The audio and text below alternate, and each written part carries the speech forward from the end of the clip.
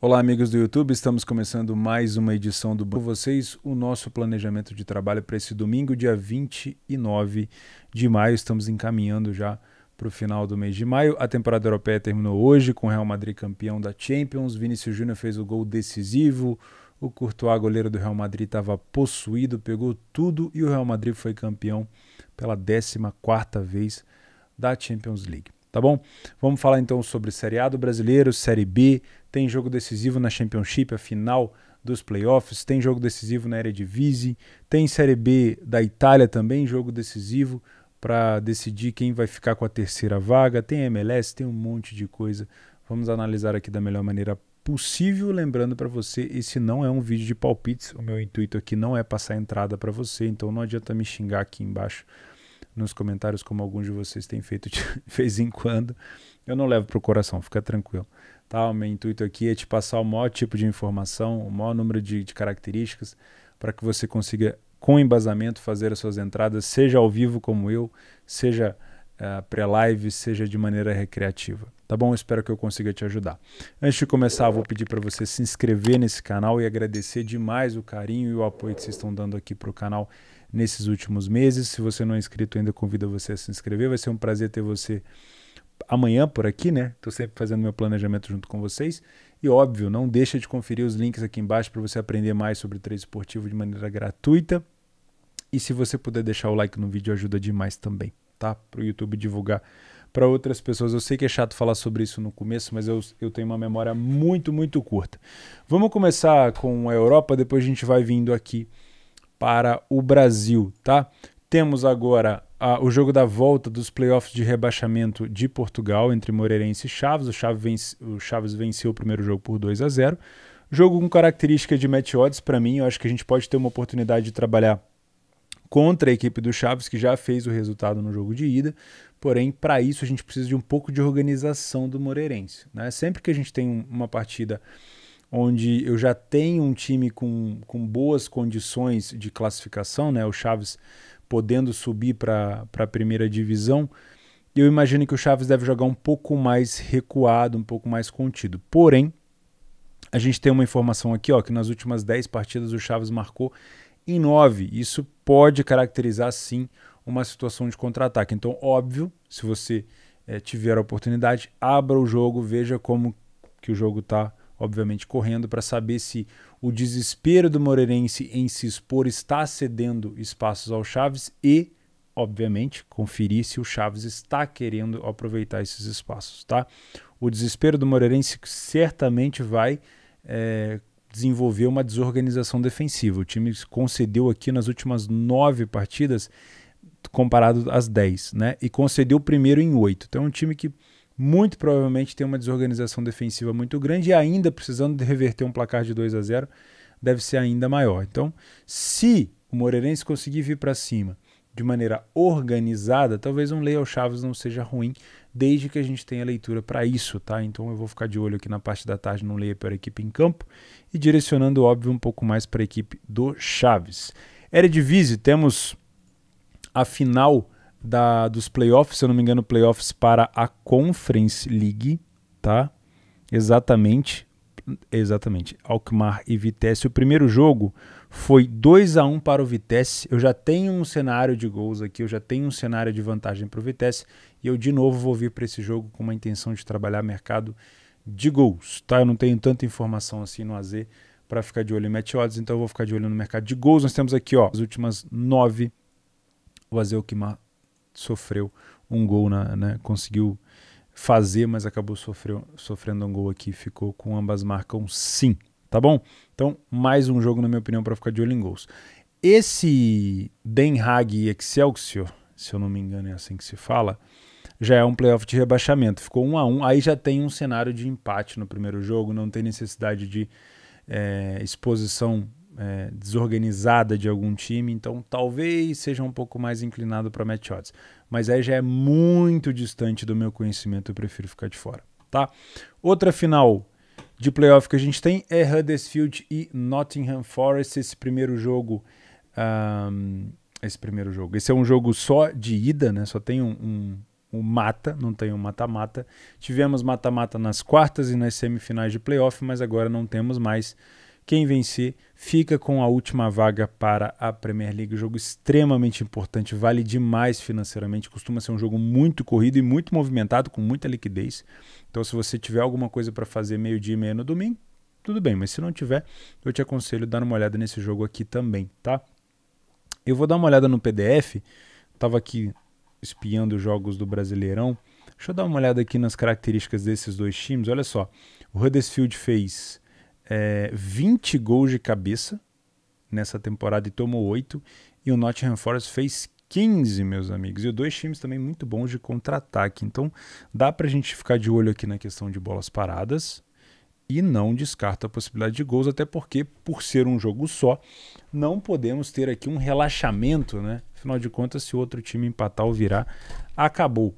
Olha só, o Huddersfield marcou nas últimas 9, o Nottingham marcou nas últimas 8. O Nottingham Forest não perdeu em 8. Isso é um time que caracteriza, obviamente, uma facilidade de manter o resultado, né? Aquela famosa manutenção da vantagem.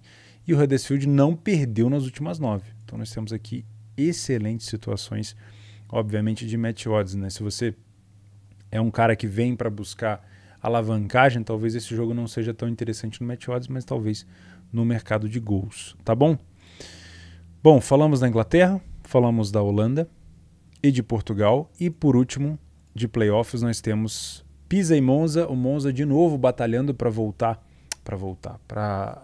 ter o acesso para a Série A.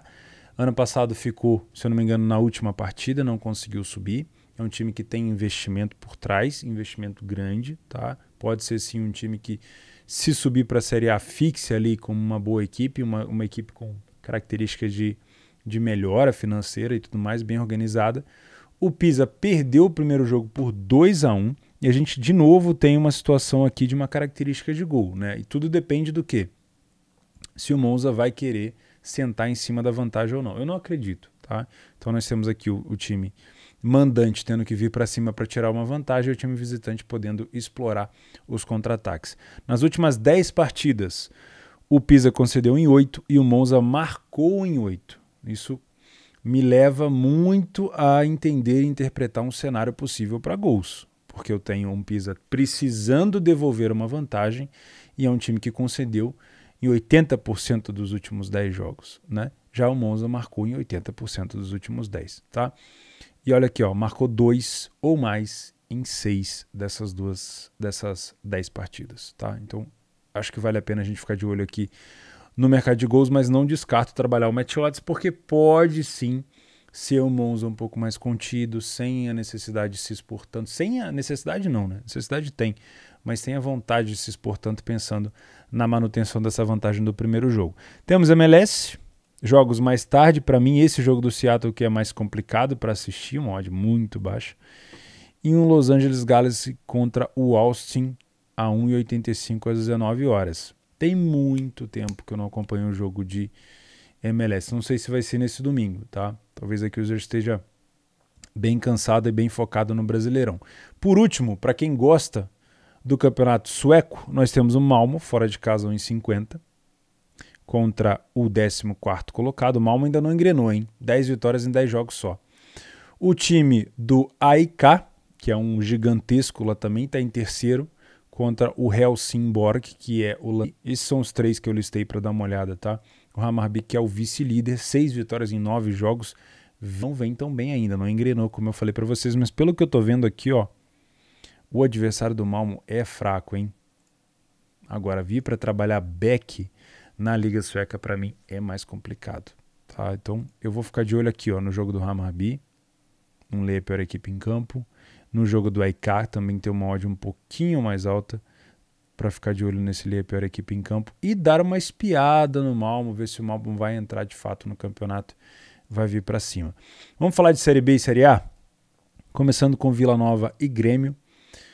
Mercado padrão da Série B, agora sim a odd do Grêmio começando a assentar um pouco mais em relação a não ficar tão esmagada. Isso para mim é bom, tá? O Grêmio tem 3 vitórias em 8 jogos, não é um número tão bom assim quanto comparado, por exemplo, do Cruzeiro, que já fez ele 22 pontos em 9 jogos.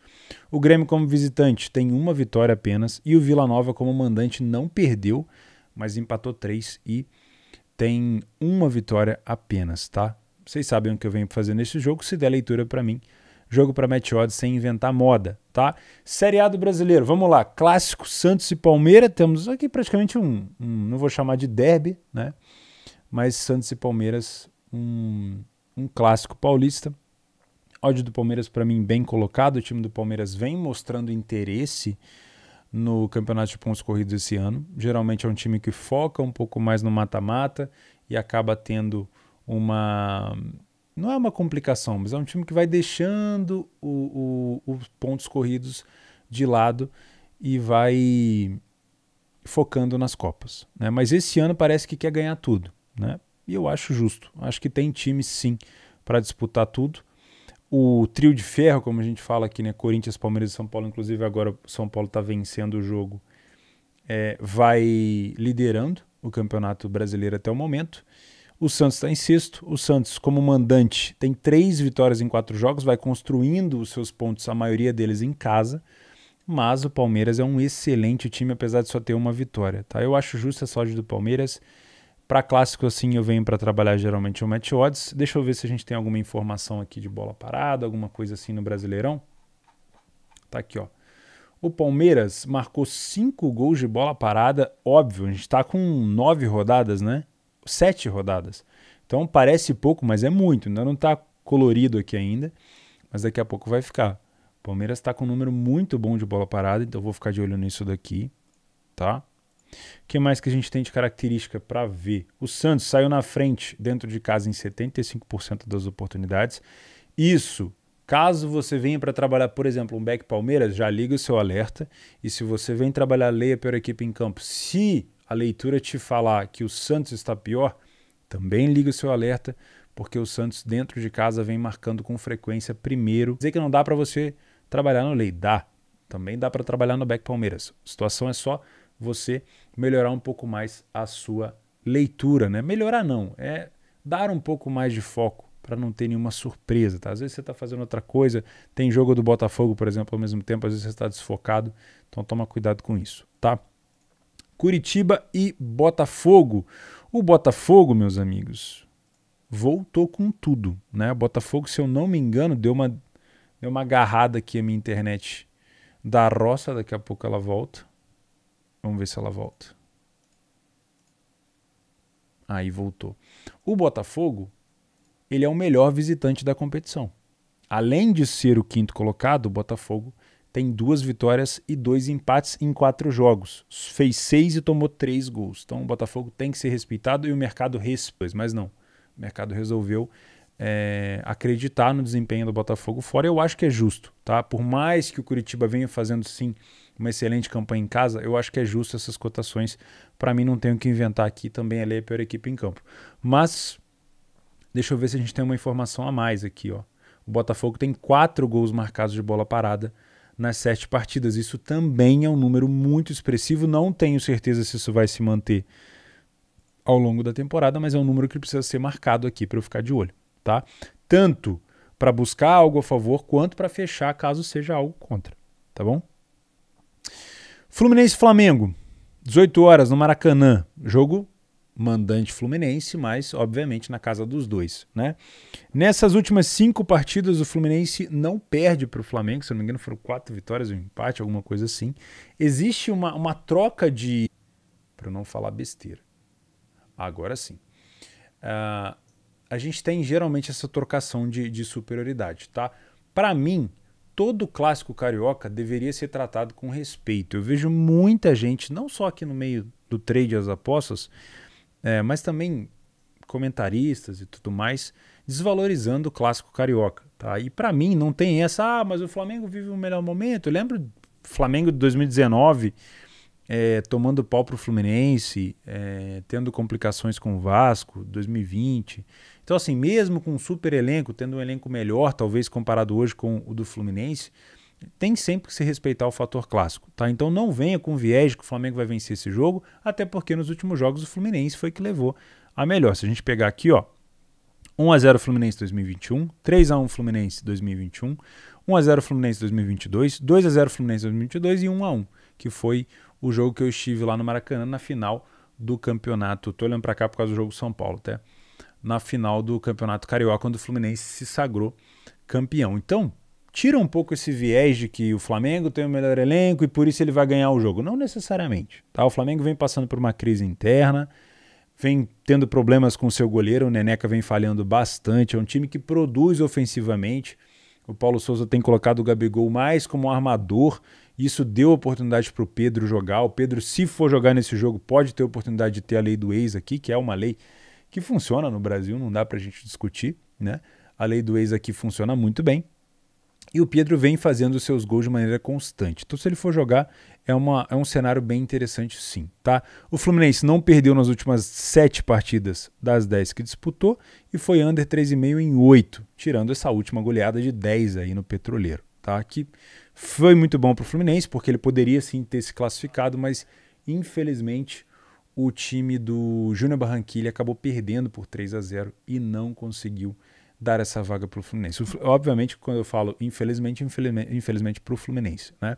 O Flamengo marcou primeiro nas últimas 5 das 10, não perdeu nas últimas 5, ganhou o primeiro tempo nas últimas 4, marcou em 8 e marcou 2 ou mais gols nas últimas 7. Sim, o Flamengo tem o melhor elenco, sim, o Flamengo tem talvez o melhor ataque, mas não, o Flamengo não está no melhor momento. O Fluminense, para mim, tem um momento melhor e na história do clássico agora, o Fluminense está por cima. Tá? Sempre que o Flamengo pega o Fluminense nesses últimos jogos, tem se dado mal. Então toma muito cuidado, tá?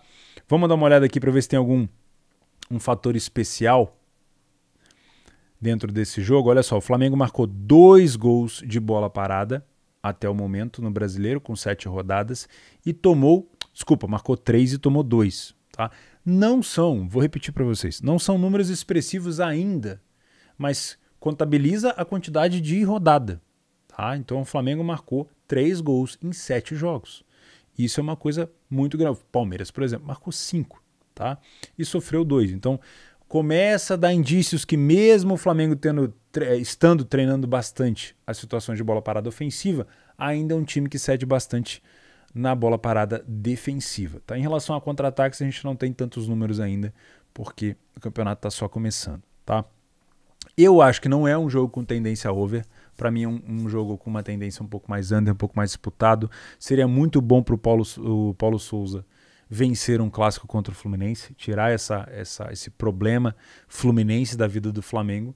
Mas a gente sabe como funciona o Diniz, né? O Diniz não vai ter problema nenhum de jogar por uma bola, então é muito provável que a gente veja o Flamengo com a bola, propondo o jogo e o Fluminense jogando no contra-ataque. Tá? Então vai ter leitura talvez para um lei Fluminense, vai ter leitura talvez em alguns momentos para o back Flamengo, mas toma cuidado com as estocadas do Fluminense, porque podem sim ser perigosos. Tá? Então vou colocar aqui já um lei per equipe em campo para o lado do clássico carioca. Corinthians e América Mineiro, o Corinthians vem muito pressionado. Eu acho que não era assim antes desse empate contra o Always Ready, que acabou dando para o Corinthians a 2ª colocação e fez com que o Corinthians enfrentasse o Boca nas oitavas de final. O Corinthians poderia ter sido o primeiro colocado do grupo de maneira até fácil, mas acabou empatando com o Always Ready, um time muito fraco, e ficou com a 2ª colocação. E agora, óbvio, vai estar com o estádio lotado, vai ter muito apoio da torcida. Nesse momento, como eu falei, o São Paulo ainda vai ganhando do Ceará e vai passando o Corinthians no número de pontos. Mas o Corinthians, se venceu, o América se mantém na liderança do Campeonato Brasileiro. E olha, isso é muito importante, né? O Corinthians está bem na Libertadores, apesar de ter passado em segundo e de ter um adversário muito difícil. Pode continuar sendo ali líder do Brasileirão. E o América está tendo que se reconstruir. Depois de um foco muito grande na Libertadores, acabou não ficando com vaga nenhuma, né? Teve o seu jogo contra o Botafogo agora, onde saiu na frente e acabou tomando um empate. O Botafogo, como eu falei, não perdeu ainda fora de casa. E como visitante, o América tem uma vitória em 4 jogos. Tá? O Corinthians tem 2 vitórias e um empate. Dá para ficar de olho no back Corinthians? Todo back é 1,60 no Brasileiro. 60 para baixo, né? É uma situação, mas o América se reforçou, tem muitos jogadores de qualidade na criação, na finalização. Então, primeiro eu vou deixar o jogo correr, mas se eu for trabalhar algo, não vai ser contra o Corinthians, vai ser contra o América, desde que eu tenha leitura para isso. Para isso, eu preciso do dica trabalhar um match odds para o lado do Corinthians, eu vou tender a trabalhar para o lado do não favorito, que o pessoal chama de zebra. Não é uma zebra com essa odd. Mas se for ter algum campo, alguma janela de trabalho, será algo contra o América Mineiro, tá? O que eu tenho de informação aqui, o Corinthians marcou 2 gols de bola parada e sofreu 3, tá? E o América marcou 2 e sofreu 2. O Corinthians saiu na frente em 67% das partidas que jogou em casa, venceu 2, como eu falei, em 3 jogos, tá? O América saiu na frente em 25% das vezes e em 0 desses jogos, ou seja, em 4 jogos, em 4 oportunidades fora de casa, o América sofreu gol. Tem um ataque muito fraco e uma defesa de 1,5 gols, né? Uma defesa bem vazada do time do América, que precisa agora, beleza, já passou a Libertadores, foco no Brasileiro. Cuiabá e CAP. Bom, aqui depende muito da intenção do CAP fora de casa. Geralmente, historicamente, o CAP joga muito bem em casa e não joga bem fora. Jogo padrão para mim, para um layer per equipe em campo, mas pelo horário eu já vou estar com as baterias ali pifando, né? Domingo é dia de ficar com a família, então 18 horas eu vou ter Flamengo e Fluminense ao mesmo tempo. Talvez o meu foco seja mais direcionado ali para o clássico carioca. Mas se eu for trabalhar algo também vai ser no Match Odds. Deixa eu ver se eu tenho algum tipo de informação a mais aqui do CAP. Não, tudo padrão aqui. O Cuiabá fez e sofreu 2 gols de bola parada. O CAP fez apenas 1 e não sofreu nenhum. Já o Cuiabá já sofreu aqui gol de contra-ataque, né? Tivemos o primeiro aqui do Brasileiro. Beleza? O Cuiabá marcou em 9 das últimas 10, concedeu em 8 e não ganhou em 8. A classificação do Cuiabá é 16º, como 2 empates e 1 derrota nos últimos 3 jogos. Campanha ruim do Cuiabá em casa, hein? Time que quer ficar na primeira divisão tem que pontuar dentro de casa. E o CAP, 3 aqui. Olha como tá vermelho aqui o CAP. Meu Deus.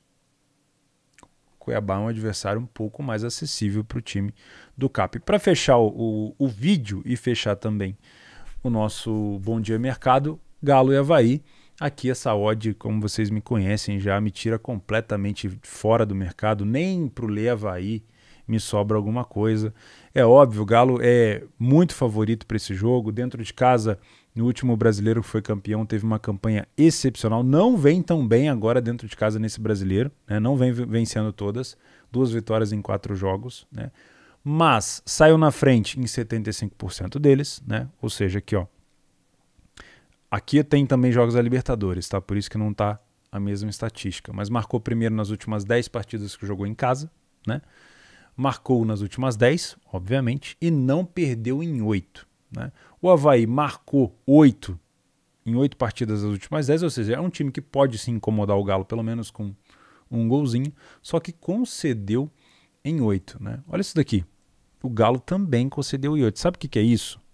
Eu não sou um vidrado em acompanhar todos os times do Brasil, mas eu tenho escutado muito e eu tenho que parar para reparar isso, óbvio, que eu estou acompanhando um pouco mais o Brasileirão agora, depois da parada da temporada europeia, que o Galo, depois da troca do Cuca para o Turco, se desorganizou muito na parte defensiva. É um time que cede muito espaço aos adversários, tá? Então isso pode sim ser um fator prejudicial para uma odd como essa, porque esse tipo de cotação é uma cotação de time europeu. E um time europeu que não dá chance para os seus adversários.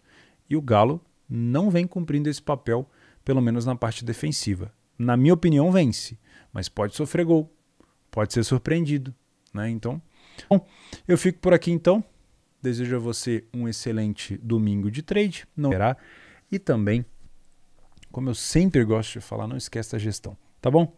A gente se vê amanhã. Espero contar com você amanhã com a banca inteira. Tá? Não vai me fazer cagada num domingão, tá bom? A gente se vê, um grande abraço a todos.